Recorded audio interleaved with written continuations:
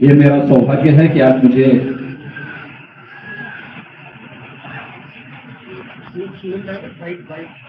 भदोही जनपद में जो अपनी बेहतरीन हस्तशिल्प के लिए जाना जाता है, यहाँ जनपद के विकास कार्यों का यहाँ के माननीय जनप्रतिनिधियों के साथ में समीक्षा करने का अवसर प्राप्त हुआ है। मुझे बहुत अच्छा लगा कि जो कारपेट उद्योग आज से 10 वर्ष पहले बहुत खराब स्थिति में था, आदरणीय प्रधानमंत्री मोदी जी की प्रेरणा से यहाँ के हस्तशिल्पियों को जो प्रोत्साहन दिया गया, आज उसका परिणाम है कि यहाँ का कारपेट उद्योग न केवल उत्तर प्रदेश में बल्कि देश में भी एक्सपोर्ट में 60% योगदान उत्तर प्रदेश का, और उत्तर प्रदेश में जो एक्सपोर्ट हो रहा है उसमें 60% से अधिक शेयर अकेले भदोही जनपद का है। इसे जीआई टैग भी मिल चुका है और इसीलिए यहाँ पे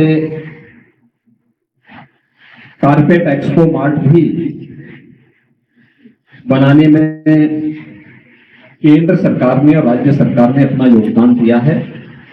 इसके उद्यमियों और हस्तशिल्पियों के लिए अन्य अनेक कार्यक्रम स्थापित करने के कार्य भी यहाँ सरकार के स्तर पर प्रारंभ हुए हैं और आज ये सबकी समीक्षा करने के लिए मैं यहाँ पर आया हूँ, जिसके कारण भारत के इस प्राचीन हस्तशिल्प को हम और प्रोत्साहित कर सकें और भी उसको सहयोग कर सकें और उसे अंतर्राष्ट्रीय मार्केट में एक नई पहचान और प्रभावी ढंग से दे सकें।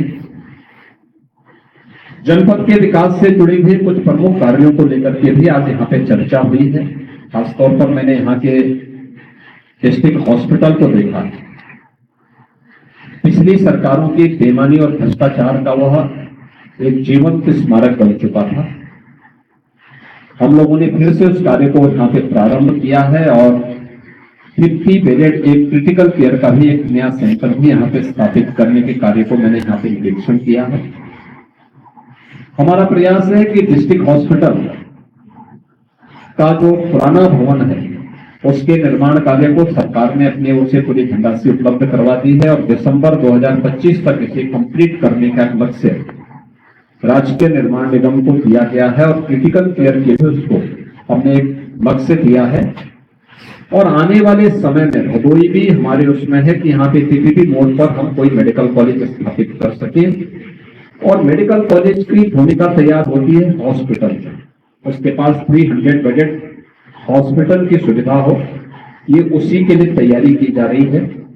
जैसे ये तैयारी हो जाती है तो फिर हम लोग इसको उधर ले जाने में हमें सफलता प्राप्त होगी।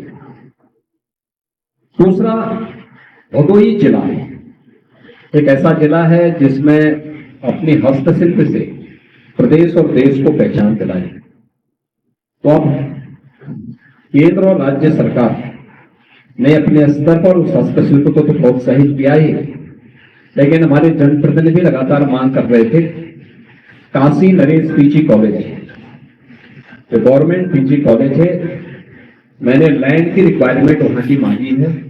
कृषि संकाय वहां बन चुका है, उसमें मैन पावर को हम उपलब्ध करवा ही रहे हैं, लेकिन मैंने जिला प्रशासन से मांग के पूछा है कि अगर उसके पास 50 एकड़ से अधिक लैंड है तो हम उसको एक स्टेट यूनिवर्सिटी के रूप में भी यहाँ पर फिर उसको आगे बढ़ाने का कार्य करेंगे और एक बड़ी उपलब्धि जनपद भदोही के लिए यह होगी।